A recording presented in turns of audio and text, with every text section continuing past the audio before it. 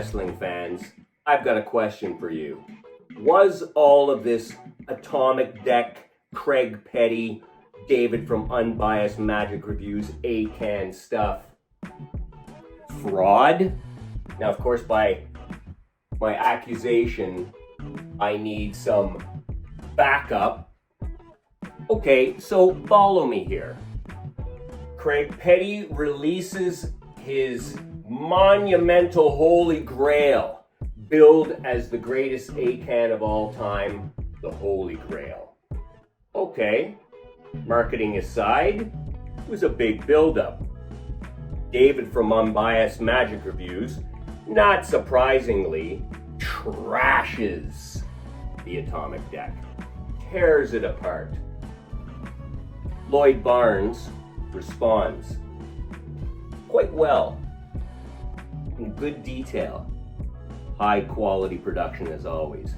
David retorts. David, on the back of the controversy, begins to promote his own version of ACAAN. Lloyd Barnes steps back in and thoroughly dismantles David's version of ACAAN, pointing out every detail that describes it as a math mess. David retorts, hard and in their face. Craig Petty comes back with what can only be described as an incredible post, even bringing in the GOAT himself, ACAAN, who arguably has the best ACAAN of all time. And they're in agreement. David from Unbiased Magic Reviews has committed fraud. David comes back, but succinctly, accurately, and in short, decides to cancel himself. He's not going to produce and share any more of his magic inventions. He's just going to review. He cancels himself. And then Craig cancels himself and says he may never post again, and he's more upset than he's ever been, even since the Red debacle. What is going on? Hey, you know what the answer is to what's going on? I'm gonna tell you. Who cares? It's all great. It's all wonderful. And you know why it's wonderful? I'm gonna tell you. I'm gonna show you why it's wonderful. I love this stuff. I think it can get a little dirty on the internet, and there's etiquette to be discussed, but it's the wild, wild west. What are you gonna do? I absolutely love all of it. Word is now Craig's gonna interview David from Unbiased Magic Reviews, which I think is fantastic, because I don't want to see it dropped. I think that this kind of fun and marketing hype and arguing and I mean, feelings can get hurt, but stirring the pot does help sometimes in getting us sort of out of the old ways and help push us towards the new ways. I mean, that was the whole Penn and Teller ideology from the get-go. I'll give you an example. I've been thinking about ACAAN, and as I've mentioned before, I do the Grail from Alakazam, and I have a neat way of doing it, and it plays really big, so I just couldn't decide whether the Atomic Deck would even matter for me to have, whether it would be better than that. I couldn't think about how I could use it in a routine that would be better, because again, this is all about entertainment. So I went to work looking at all the different ACAANs, because that's the beauty of YouTube. With all this controversy on ACAANs, my YouTube feed got filled with all kinds of stuff about ACAANs, pro and con from years past. And so I went through and looked a lot of it. And I've said before, and I'll say again, and I probably said earlier in this video, ACAAN is probably the best of the best if you're willing to go to that kind of trouble to learn. and work at it. The atomic deck looks like a much more workable version of it, but there's advantages and disadvantages of each. Anyway, long story short, I went to work on it's not a very original method, but putting together a performance, routining a version of that kind of trick to see if I could make it more entertaining. And I want you to have a look, because you may not be that entertained as a magician, and a lot of you may figure out how it's done quite easily, but I want you to see that what I'm getting at is trying to make a very technically neat trick for magicians into an entertaining performance effect for spectators. This is what I've come up with recently to see if I could one-up what I do with the Grail. Let's have a peek and then come back here for a quick discussion. Check it out. Oh, Mikey, some people don't believe that I'm playing with a full deck. Okay, I can see that. I can see. So I want you to check and make sure all the cards are there. Now, an interesting thing is, in a deck of cards, there's how many cards? 52. And they could be in one of 52 positions. Correct. They could also, if you think like a combination lock, they could also, keep a shuffle, they could also be in one of 52 positions, while any other one of the cards is in 52 positions. So if you picture a combination lock with 52 symbols, that could be, each one of those symbols could be in any one of the 52 positions, while any of the other ones are. It's exponential. That means, believe it or not, if you study factorials, that the way you just shuffled the deck, these cards may never have been in this order before. Right. That's truth. Yes. That's absolute truth. Yeah. Okay, so what I want you to do is show me, we were just talking business, right? Yeah. What is your business finger? Which one's your business finger? When you go out collecting. Money? When you go collecting money, what do you consider your business finger? Show me which one is. That's not your dominant hand. I know. Blood. Okay. Okay. Is that the same finger if you were at the bar and you're saying, listen, buddy, you've had one too many cups of courage. I think you better step off. Is that the same finger that you would use? Sometimes. Is it? Depends on what side he's on me. Are you sure? Actually, you hold on to this. So that's going to be the finger? Okay. Okay, so you hold on to this till later on so that it doesn't get mixed in with what we do.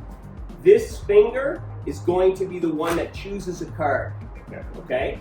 I'm going to riffle nice and slow so there's no monkey business, and you're going to put it in. It's okay, I'm just showing you, I'm just warming up. I don't want to cheat. I want you to have a fair choice. Okay. You know how tricky I am with these sleight of fingers, right? So you slide it in there wherever you want. Right there? Yeah. Peek at the card. Can you see it? Yep. I'm going to show it to the camera, but I'm not going to look. I don't even know if the camera... Don't forget it. Can you remember it? Yep. Now, if I take these cards, Mike, and I give them a little shuffle, just like this, okay? You might still know where your card is, right? Sort of an idea, but every time I shuffle, it's very hard for you to tell. Yeah. It's getting a little tougher, right? Yeah. What do you think the chances are that you would know the position of your card at this point? And I'm not doing any fancy shuffling. I'm doing it really smooth, no sleight of hand. What do you think the chances are that you would know the position of your card at this point? Very slim, like 1 in 10,000. If you had to guess, and I don't even know what your card is, but even if I knew what your card is, if you had to guess at the number, the position of the card, I'd have no choice but to use the card that you guessed at. So I just want you, I'm going to use one hand. No monkey business. tell me where you think it is. From 1 to 52. I think it's 10 from the bottom. Okay, so what number is that? 42. So 42. Okay. 1, 2, 3, 4, 5. You better sit back and relax. 6, 7, 8, 9. I'm only using one hand. We're 10 in. Do you want to change your number? No, I think it's 42? down there. I think it's down there. 11, 12, 13, 14, 15, 16, 17, 18, 19, 20. Isn't this suspenseful? We're at 20. Do you want to change your number? No. It's. I think it's down there. You heard him. I think it's down You're there. pretty sure. Yeah. 21, 22, 23, 24, 20, 25, 26, 27, oh my God, 28, 29, 30. We're almost Mike, there. We're we almost are there. 30 in. Yeah. Do you want to change for 40 instead of 42? I think 42 is a good number. How about 41? No. Not 41? No. Not 43? Nope. We're 30 in. 31. I'm not trying to confuse you. 32. We're close. 33. 34. 35. 36. 37. I'm trembling, Mike. I'm so excited I'm trembling. 37. 38. 39. 40. 41. Now, Mike, before we look at this card, do you want to change your mind? Do you want to go to 43 or back to 41? No. It'll blow your mind if I'm you right. don't change. I'm not going to change. Okay, let's not look yet. But remember, you could have picked one of these guys, right? No. I hope you don't see it there. It's not there. I hope you don't. You could have picked one of these guys, right? Oh, I don't see it. But you could have picked one of them, right? Yeah. So this is getting spooky now, right? For the first time, tell me, what was your card? 2 diamonds. The 2 of diamonds. No Now wait, way. Mikey, No wait. way. No Wait. way. Wait, but I know what you're thinking. You're thinking that I somehow, no matter where the card is in the deck, I can control it. Right? Probably. That I somehow, even with one hand, Because I couldn't have guessed that. could know But I where did. the card is. Right. You want to see something incredible? Sure. I don't think your card is here anymore.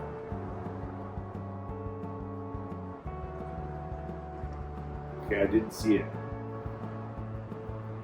The box that you had all along. If I could really move any card anywhere, have a peek.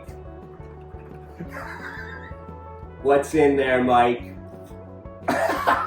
You kidding me? Ta-da! It's pretty good, eh? That's awesome, man. That's awesome. Wow. Good job. Well, now that's a lot of counting. If you stuck it out this far, thank you. It's a more fun effect in person. And speaking of counting, I'm sure the first thing that comes to mind is if you know that all I'm doing there is using a mind power and a cold case, you would have known that I could have avoided counting down into the 40s and just spread them out and counted back from the bottom from 52. You know, the trick would have concluded a lot quicker. But what I decided instead in that instance is, really, to me, the thing about the ACAAN is the number choice. I think one of the weaknesses of the ACAANs I see that Atomic Deck by accident seems to address is someone chooses a number and then maybe they're offered a chance to change that number, but it just kind of flies by, and then we count down to the number. So remember, the entertainment of the illusion is all in retrospect, and they're going to remember how they felt in any magic trick, because they don't know what to expect, and it's kind of surreal everything we do. Even just using playing cards is kind of like not an everyday thing.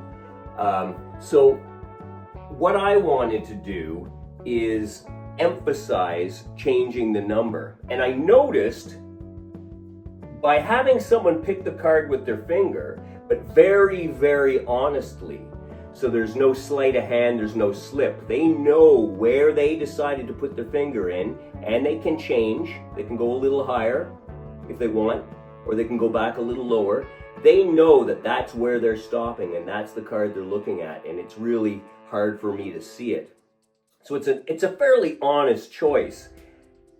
The thing is, when I'm counting to a number with that kind of shuffling, they always tend to guess that it's in the lower half of the deck, and the number always ends up sort of high the way it's shuffled. I don't know why, but not one person has chosen a number under 20. And in fact, most people choose a number over 30. So I realized somewhere along the line that I could stop every so many cards, like every 10 cards, and offer them a choice to change the number again. And letting that become a bit of a running gag imprints in their head and of the people watching, they had a free choice of the number. So even though they know I'm a magician and they may not have felt that they had a free choice of the card, which is what everybody seems to concentrate on with ACAAN, is the free choice of the card, they do go away feeling they had a free choice of the number. And if they feel they had a free choice of the number, it makes them feel they had a free choice of the card, or at least more so. Whereas the reverse doesn't seem to be true. When I've done ACAANs where they have a very free choice of the card, the result asking people about the effect, regardless if it was just one-on-one or one-on-three or in a parlor setting, the memory was always, well, I got a free choice of a card, and then you figured out a way to get it to where I said it would be. And it didn't matter that they dealt themselves. It was always the same thing. They did feel they had a free choice of a card because they just came out with it from their head, but then I somehow manipulated it into place. No matter how freely you make it look, like with the Grail is kind of neat because you just take the deck out of the box. With Assy Wind, it's as clean as you could possibly imagine, but people just don't remember it that way. They don't expect to understand and see your sleight of hand. So anyway, I went the other direction. I'm pushing on the freedom of number choice, which seems to then negate the idea that the card wasn't a free choice. Because even if the card wasn't a free choice, how could it have got to where they said, especially if they could have changed their mind while I'm dealing with one hand at a time? And then take away from all the technical possibility of sleight of hand and manipulation, I give them the old boom, card's gone, shows up in an impossible location. In this case, the easiest way to do it in walk around is to have it show up in the case. And because I'm using a cold case, I want to reinforce the use of the case, if you understand. That serves a dual purpose. So it's a nice little, you get yourself a cold case and you get yourself a mastermind deck. Is that what it's called? Or mind power deck? And you're off to the races. Fantastic tool. You end up carrying a real deck as well. And as you can see, I'm not good at the cold case at all. I just can't make the cold case work seamlessly if I had it on the table and I just went, blah, blah, blah. I just can't. So what I do now, which seems to work like a frickin' charm, and I've tested it in front of people that know me and burn my hands, I just do it right in front of them. I just I just do it right. I don't cover it up at all. I don't do it quick. I do it right out in front of them when we're talking, and seems to work for me. Seems to be the best way to do it. You're not trying to cover anything up. Whereas if you try to do it as a really slick move, someone's going to catch it, unless you're amazing at it. And if you're amazing at it, it means you have to use it every friggin' day, and I don't use it all the time. But it's a very cool utility to carry with you because it has so many other possibilities and uses, especially for well, I won't even go into it. But as you can see, this controversy about the ACAAN has got me a little noodle working, and I think this routine is every bit as strong as the Grail, and I'm going to sub it in for now with the Grail and see if it works, because I still can't decide whether I want an atomic deck. I can't see how the atomic deck, other than a very strict mentalism routine, which is slow and serious and suspenseful, I can't see how the atomic deck as a device would be better than this. If you think it would be, let me know, and let me know why, and thanks for watching. See you next time. Ciao.